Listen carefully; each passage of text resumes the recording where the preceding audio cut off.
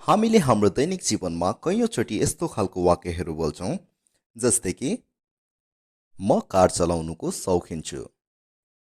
उनी मोबाइलको शौखिन छिन्। उनी खाना बनाउनुको शौखिन छिन्। ऊ गेम खेल्नुको शौखिन छ। उनीहरू घुम्नको शौखिन छ। तर के तपाईलाई यस्तो वाक्यहरूलाई अङ्ग्रेजीमा कसरी बोल्ने भनेर थाहा छ त?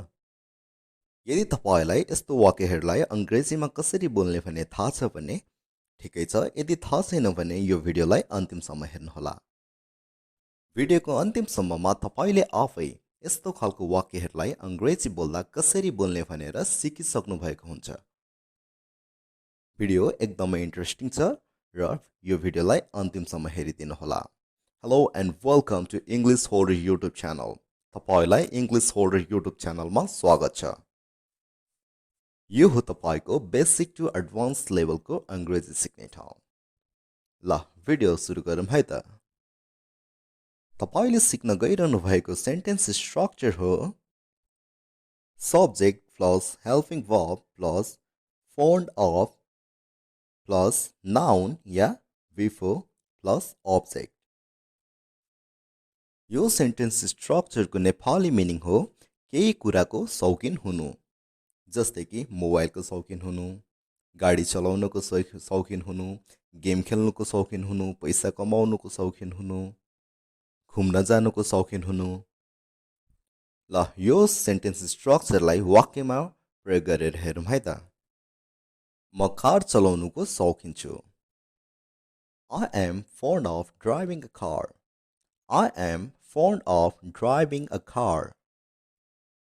उनी मोबाइलको शौकिन छिन्। She is fond of mobile. She is fond of mobile. यो वाक्यमा कुनै पनि verb को युज भएको छैन। मोबाइल एउटा नाउन हो, त्यसैले fond of पछि noun को प्रयोग गरिएको छ। She is fond of mobile. ऊ खाना बनाउनुको शौकिन छिन्। She is fond of cooking foods. She is fond of cooking foods. म घुम्नको शौकिन छु। I am fond of traveling. I am fond of traveling. Travel एउटा verb हो, त्यसैले verb सँग before को युज भएको छ, यानी कि verb को ing फर्म को। उनी गाउनेको शौकिन छन्। She is fond of singing. She is fond of singing. र यदि तपाईले यो वाक्यहरूलाई नेगेटिभमा बनाउन चाहनुहुन्छ भने तपाईले जस्ट हेल्पिङ वर्बको पछि नट को युज गर्नुपर्ने हुन्छ। ल एक्जाम्पल हेरौँ है त। उनी खाना बनाउने शौकिन छैनन्। She is not fond of cooking foods.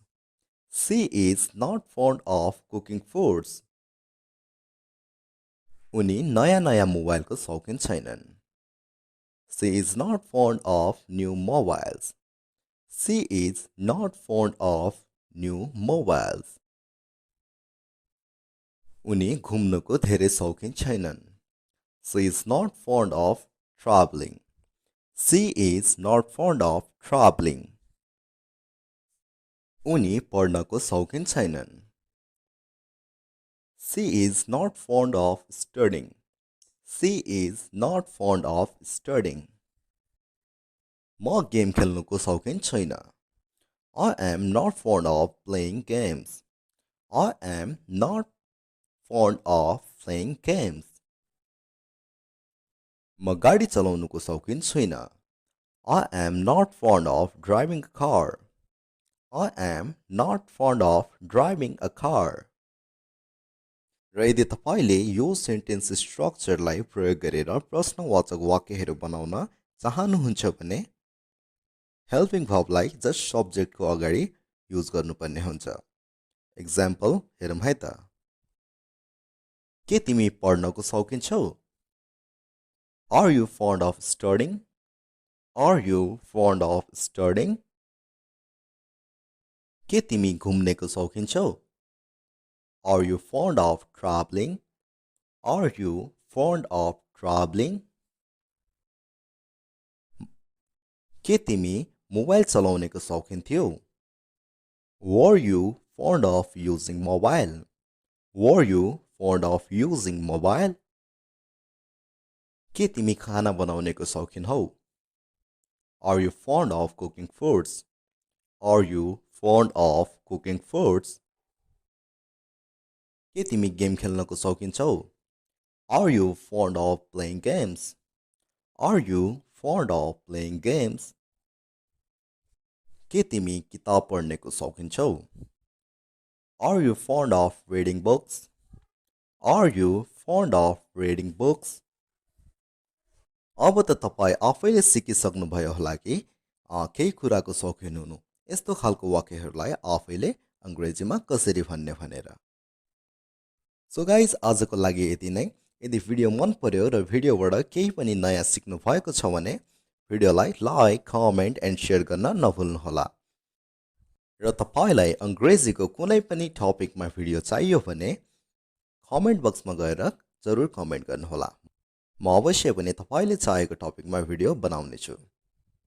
So guys, that's for today's video. I will meet you with an interesting English lesson too soon. Till then, take care and have fun. Thank you so much guys for watching this video.